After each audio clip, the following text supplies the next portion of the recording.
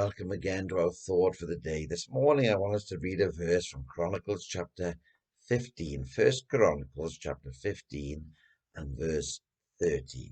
It says this: The Lord our God made a breach upon us, for that we sought him not after due order. The heading this morning is Small Things Are of Great Importance in Our Experience. Small things are of great importance in our experience. You see, there are many times in our Christian life when we think that we can live the way that we feel is right, and God has just got to accept it because we have our own ideas and our own opinions. But we will see, friends, that this is not true.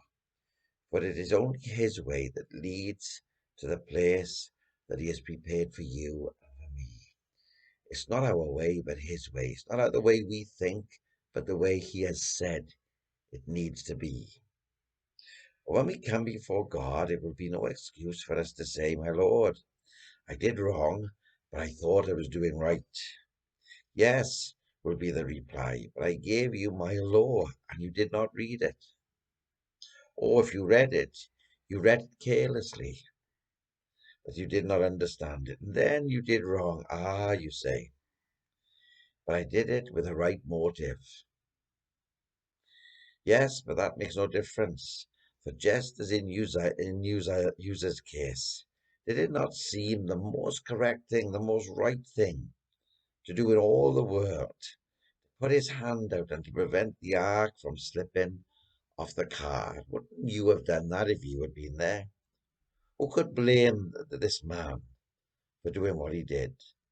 But God had commanded that no unpriestly hand should ever touch it.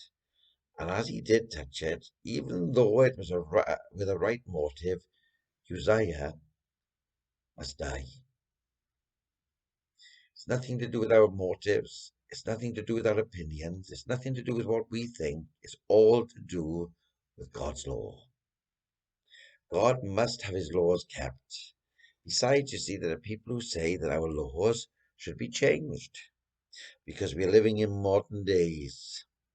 And in their own intelligence, they try and tweak the laws of our day and change the laws. And they say that they do it with the right motive, as these laws are too old-fashioned for the days in which we live in.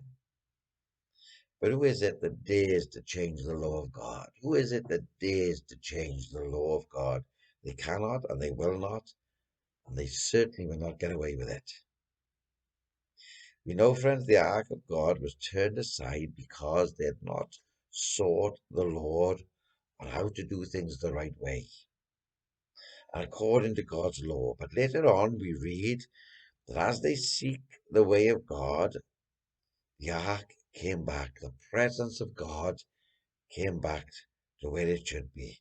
And when we learn, friends, that we must do things God's ways, we too will know the presence of the Lord return in great power into our own individual lives and the life of our family and our churches. So always remember, friends, that small things are very important when we are following Christ. You see, when holiness is ridiculed in our day, just remember that the Bible states very clearly, without holiness, no man shall see God. We must live holy lives, lives that are pleasing to Christ, not to man.